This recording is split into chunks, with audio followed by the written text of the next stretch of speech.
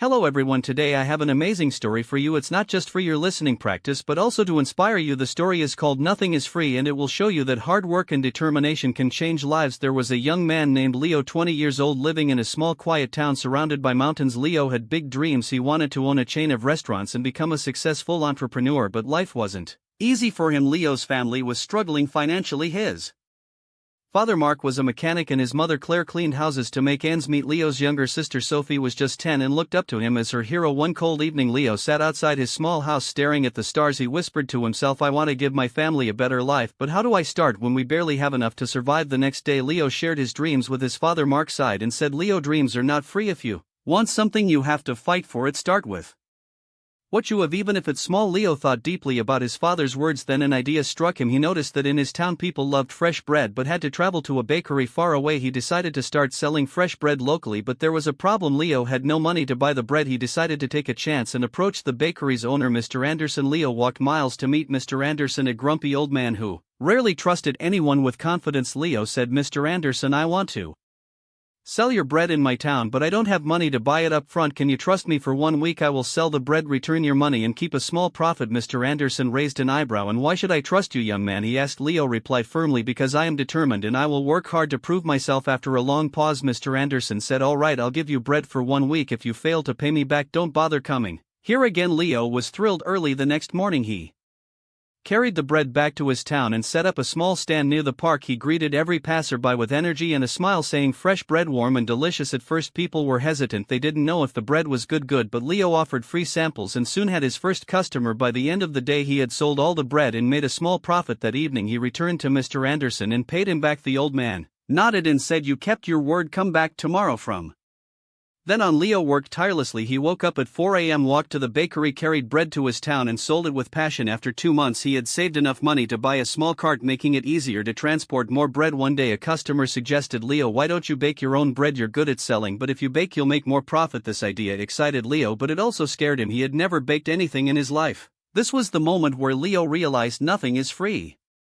Not success, not knowledge, not growth. If I want to succeed, I must take risks and learn. Leo couldn't stop thinking about the idea of baking his own bread. If he could bake, he wouldn't have to rely on Mr. Anderson and his profit would grow. But there was one big problem: he didn't know how to bake. Leo decided to ask Mr. Anderson for help. The next morning, after delivering his payment, Leo said, "Mr. Anderson, can you teach me how to bake?" The old man frowned. "Why should I teach you? If you bake, you won't buy from me anymore. That's bad for my business." Leo looked at him and said, "You're right, but I won't forget the man who gave me my first chance. If I succeed, I'll make sure to help your bakery too." Mr. Anderson thought for a moment, then said, "Fine, but baking isn't easy. It takes time, patience, and hard work. If you're ready for that, I'll teach you." The lessons began early the next morning. Leo arrived at the bakery at 3 a.m. before the sun was up. Mr. Anderson showed him how to mix flour, knead the dough, and bake it perfectly. At first Leo struggled. His hands hurt from kneading and his bread came out too hard or too soft. One day, after ruining another batch of bread, Leo sat down feeling defeated. He said to himself, "Maybe I'm not good enough for this. Maybe I should give up." But then he remembered his father's words, "Dreams are not free." He realized that every mistake was teaching him something new. Giving up was not an option. The next day Leo went back to the bakery with even more determination. He practiced every single step carefully. Slowly his bread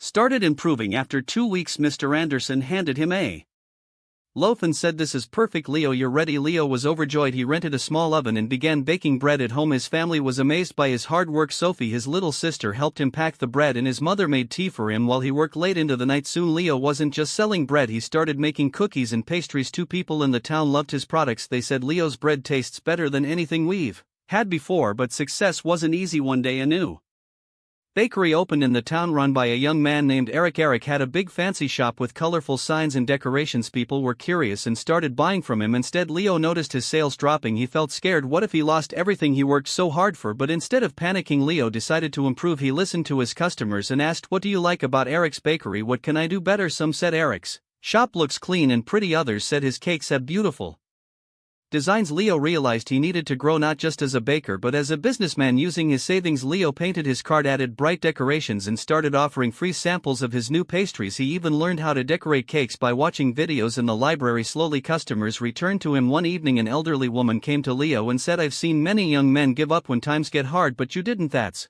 why we trust you." Her words filled Leo with pride. Months passed and Leo's business grew. He saved enough money to rent a small shop. It wasn't as big as Eric's, but it was warm and welcoming. He named it Leo's Fresh Bakes. Every morning he woke up before sunrise, baked fresh bread, and opened his shop with a smile. His parents and sister helped him. Sophie, now 11, loved talking to customers, and Claire managed the accounts. But Leo knew this wasn't the end of his journey. He wanted to reach more people, make his family proud, and prove to himself that anything is possible.